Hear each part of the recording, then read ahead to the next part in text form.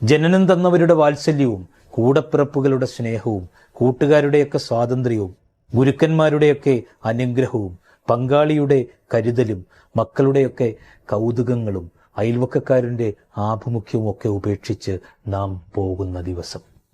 ശരീരത്തിൻ്റെ ഈ തടവറ ഭേദിച്ചുള്ള ജീവന്റെ പറക്കലാണത്. ഒരു നിമിഷത്തെ ഞെട്ടലാണ്, ഒരു മണിക്കൂറിലെ ആശങ്കയാണ്, ഒരു ദിവസത്തെ ദുഃഖമാണ്, ഒരു വർഷത്തെ ആചരണമാണ്, ഒടുവിൽ മറവിയിലേക്കുള്ള മടക്കമാണ്.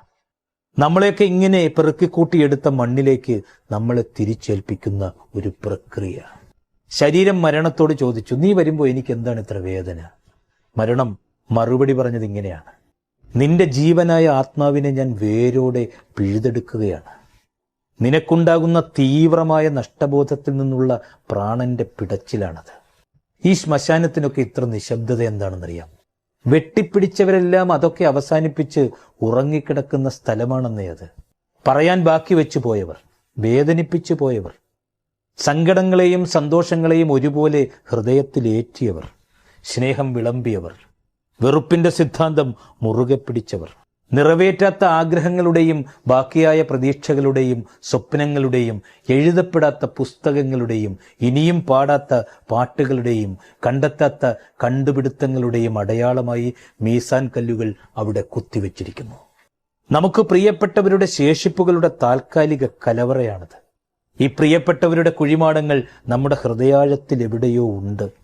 ആരുടെയെങ്കിലുമൊക്കെ ഓർമ്മയുടെ ഖബറിൽ നമ്മളും ഉറങ്ങുന്ന ഒരു കാലം വരും. ഉറ്റവരെ നഷ്ടപ്പെട്ടതിന് ശേഷം ഉരുണ്ടുകൂടുന്ന ഏകാന്തത അനിവാര്യമായ വിഷാദ ദശയാണ്. നിശബ്ദത തന്നെ ശബ്ദമായി മാറുന്ന അപൂർവം അവസരങ്ങളിൽ ഒന്നാണത്. നമ്മളൊന്നും ഒന്നിൻ്റെ പേരിലും അഹങ്കരിക്കരുത്, ഒരാളെയും അവഗണിക്കരുത്. ഈ നേടാനെടുത്ത സമയത്തിൻ്റെയൊക്കെ ഒരു അംശം പോലും വേണ്ട ഓരോന്നും നഷ്ടപ്പെടുത്തി കളയാൻ. ഇത് നമ്മൾ കൊടുത്ത മതിപ്പും ചെയ്ത ദാനവും ദ്രോഹവുമൊക്കെ ചെയ്തതിനേക്കാൾ ഭംഗിയായി നമുക്ക് തിരിച്ചു കിട്ടുന്ന ഓർമ്മയോടെ ജീവിക്കുക.